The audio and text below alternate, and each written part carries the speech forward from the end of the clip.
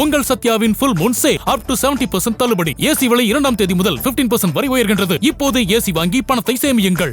ஒரு மாநிலமாக மாறியதை சரி செய்ய என்ன செய்ய வேண்டும் என்பதை சொல்லியிருக்கிறோம்.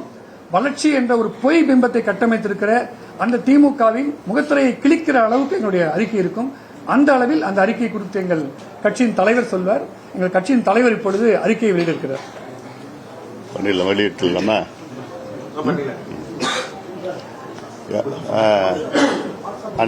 அனைத்து ஊடக நண்பர்களுக்கு வணக்கம்.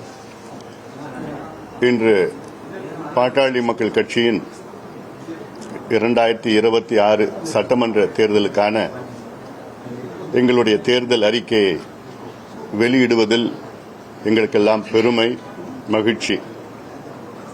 ஒவ்வொரு முறையும் எங்களுடைய நிழல் நிதிநிலை அறிக்கை மற்ற ஆவணங்கள் வெளியிட்டால் அது குறிப்பாக வந்திருக்கின்ற ஒரு ஊடக நண்பர், குறிப்பாக பெண் ஊடகவியாளர் அவர் கரங்களால் வெளியிடுவது வழக்கம்.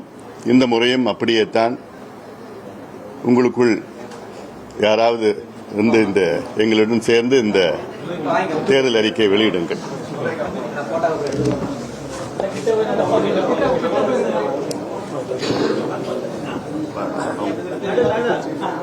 அவங்களுக்கு அவங்க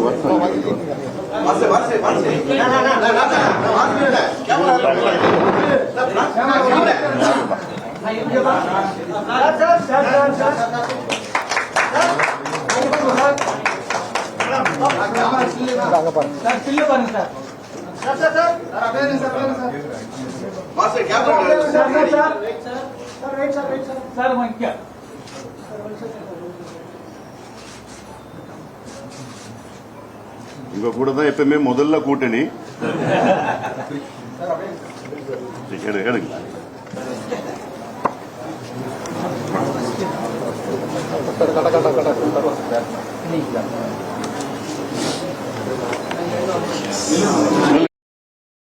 அறிக்கை இன்னும் சொல்ல போனால் எங்கள் தேர்தல் அறிக்கையை பார்த்துதான் மற்ற கட்சிகள், குறிப்பாக ஆண்டு கொண்டிருக்கின்ற திமுக கடந்த காலங்களில் காப்பி அடித்திருக்கிறது என்றெல்லாம் குற்றச்சாட்டு.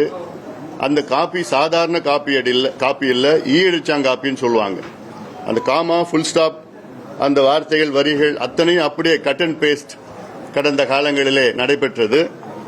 ஆனாலும் அதுவும் எங்களுக்கு பெருமை. காரணம், இவ்வளவு காலமாக ஆண்ட கட்சிகள், ஆளுகின்ற கட்சிகள் எல்லாம் எங்கள் தேர்தல் அறிக்கையை பார்த்து அவர்கள் இவ்வளவு காலத்துக்கு பிறகும் அதை இன்னும் பாடங்களை கற்றுக்கொண்டு இருப்பது, அதுவும் எங்களுக்கு பெருமை.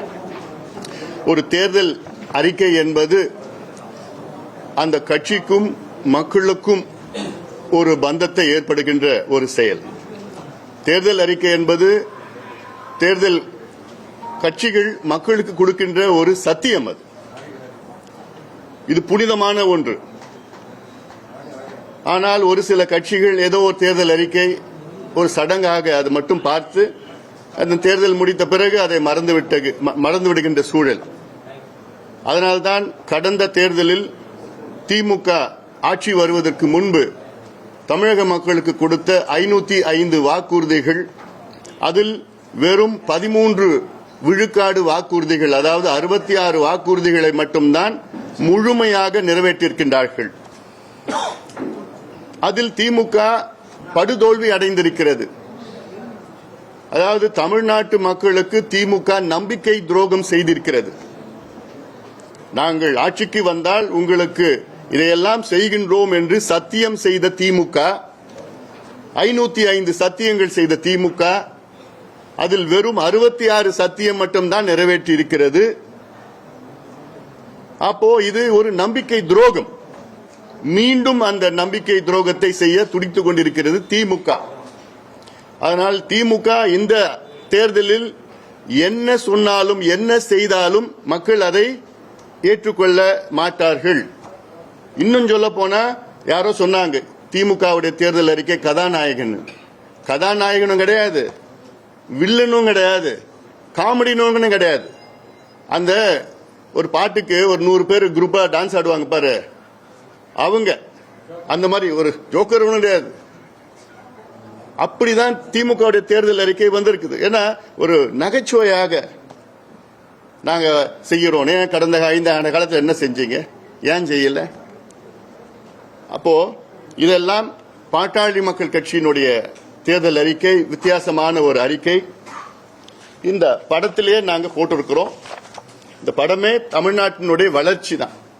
முழுமையாக இந்த தமிழ்நாட்டினுடைய மருத்துவம், கல்வி, வேலைவாய்ப்பு, விவசாயம், நம்முடைய கலாச்சாரம், கட்டமைப்புகள் என்று தமிழ்நாட்டினுடைய வளர்ச்சி. அது இல்லாம எங்களுடைய முக்கியமான இந்த சூழல், தமிழ்நாட்டினுடைய சூழல் பாத்தீங்கன்னா, போதையில்லா வளர்ச்சியில் சிறந்த புதியதோர் தமிழகம் படைப்போம். இன்னைக்கு தமிழ்நாட்டினுடைய முதன்மை பிரச்சனையே மதுவும் போதையும் தான். அடுத்து அதனால் வருகின்ற சட்டம் ஒழுங்கு பிரச்சனை.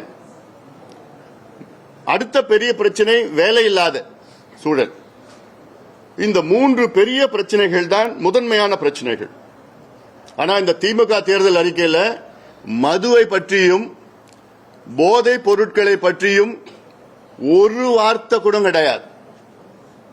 ஒரு சின்ன there is not even a whisper about alcohol and narcotic drugs in the DMK's manifesto. இது தமிழ்நாட்டுக்கு இவங்க மறுபடியும் வந்து என்ன செய்ய போறாங்க? அதனால அந்த வகையில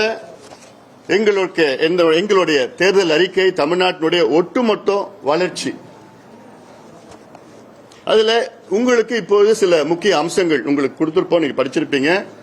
அதுல கொஞ்சம் ஒரு முக்கிய அம்சங்களை மட்டும் நான் ஒரு சுருக்கமா நான் உங்ககிட்ட நான் சொல்ல போறேன். நான் இப்ப இல்ல தமிழ்நாட்டில் கிட்டத்தட்ட 1,30,00,000 இளைஞர்களுக்கு, அதாவது படித்த இளைஞர்கள், அவங்களுக்கு வேலை இல்லாம இருக்கிறாங்க. வேலை வாய்ப்பை உருவாக்குவதுதான் எங்களுக்கு ஒரு முதன்மையான ஒரு கடமையாக நாங்கள் பார்க்கின்றோம். அதில் கிட்டத்தட்ட 5 லட்சம் பேருக்கு அரசு வேலை வழங்கப்படும். 2026, 27, 27, 28 ஆகிய 2 ஆண்டுகளில் மட்டும் 2.5 லட்சம் பேருக்கு அரசு வேலை வழங்கப்படும். தமிழ்நாடு அரசு பணியாளர் தேர்வாணையம் மூலமாக கிராம நிர்வாக அலுவலர்கள் உள்ளிட்ட 4ஆம் தொகுதி பணிகளுக்கு 35,000 பேர் தேர்வு செய்யப்படுவார்கள். 2ஆம் தொகுதி பணிகளுக்கு 10,000 பேர். அரசு பள்ளிகளில் வகுப்புக்கு ஓர் ஆசிரியர் வீதம் நியமிக்கவும், காலியிடங்களை நிரப்பவும். அதாவது இன்னைக்கு 1 லட்சத்துக்கு கூடுதலான ஆசிரியர்கள் பணியிடங்கள் காலியாக இருக்கிறது. அதில் முதல் கட்டமாக இந்த ஆண்டில் 40,000 ஆசிரியர்களை நியமனம் செய்யப்படும். அதே மாதிரி காவல்துறை, தீயணைப்புத்துறை, வனத்துறை, அவர்கள் அங்க வந்து ஒரு 20,000 பேருக்கு வேலை வாய்ப்புகள். போக்குவரத்து துறையில ஒரு 10,000 பேரு, மின்சாரத்துறைக்கு கிட்டத்தட்ட ஒரு 16,000 பேரு, மருத்துவத்துறைக்கு கிட்டத்தட்ட ஒரு 7,000 பேர். அது மருத்துவர்கள், செவிலியர்கள், பணியாளர்கள் எல்லாம் சேர்த்து. அதே போன்று காவிரி பல்பொருள் அங்காடி பணி செய்கின்றவர்கள், அது ஒரு 30,000 பேர் கூடுதலாக.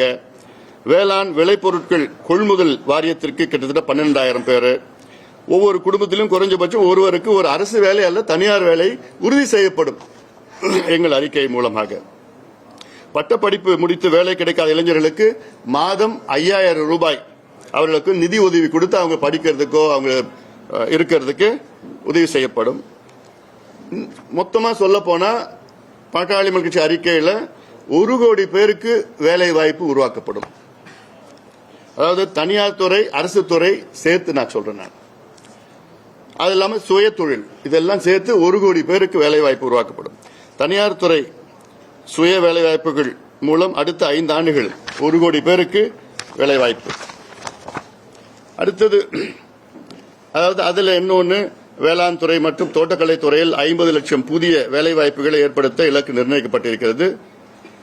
அதே போன்று தமிழ்நாட்டின் இன்னைக்கு முக்கிய பிரச்சனை வந்து மதுவும் கஞ்சா போன்ற போதைப் பொருட்கள் தான். இன்னைக்கு தமிழ்நாட்டில் பெண்களுக்கு பாதுகாப்பு கிடையாது. அதுக்கு ஒரு முக்கிய காரணமே வீதி வீதியாக கஞ்சா உள்ளிட்ட போதைப் பொருட்களை நகரத்தில் மட்டுமல்ல ஒவ்வொரு கிராமத்திலும் விற்றுக் கொண்டிருக்கின்றார்கள். அதை விற்பதற்கு ஒரு சூழலை உருவாக்கியிருக்கின்றார் முதலமைச்சர் ஸ்டாலின் அவர்களும் திமுகவும்.